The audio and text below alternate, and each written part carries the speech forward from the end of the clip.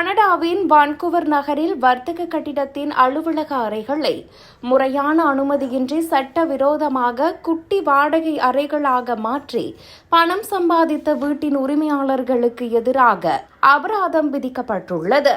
Vancouver நகரின் வணிக கட்டிடம் ஒன்றிலிருந்த 2வது மற்றும் 3வது மாடி அலுவலக அறைகளை எவ்வித அரசாங்க அனுமதியுமின்றி 11 குட்டி வாடகை அறைகளாக உரிமையாளர்கள் மாற்றியுள்ளனர். நகரசபை மற்றும் தீயணைப்புத்துறை நடத்திய சோதனையில் அங்கு எவ்வித பாதுகாப்பு வசதிகளும் இல்லை என்பதும் மின்சார அமைப்புகள் ஆபத்தான முறையில் இருந்ததும் கண்டுபிடிக்கப்பட்டது. இதனால் இந்த கட்டிடத்தில் வசிக்கக்கூடாது என்று பலமுறை தடை உத்தரவு பிறப்பிக்கப்பட்டு அதை மீறி மக்களை தங்க வைத்து வாடகை வசூலித்து வந்துள்ளனர்.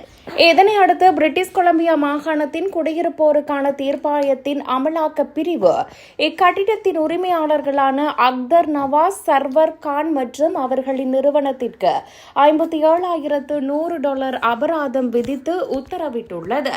தங்களின் பாதுகாப்பிற்கு பதிலளித்த வீட்டின் உரிமையாளர்கள் வாடகைக்கு இருப்பவர்களை திடீரென வெளியேற்றினால் அவர்கள் வீடற்றவர்களாகி விடுவார்கள் என்பதாலேயே அவர்களை தங்க வைத்தோம் என்று சாக்குப்போக்கு கூறியுள்ளனர். எனினும் அதை நிராகரித்த அதிகாரி ஸ்காட் மெக்கிரேக்கர் லாபம் ஈட்டுவதற்காக மக்களின் பாதுகாப்பை புறக்கணித்து சட்டவிரோதமாக அறைகளை வாடகைக்கு விட்டதை ஏற்றுக்கொள்ள முடியாது என கூறி அபராதத்தை உறுதி செய்தார்.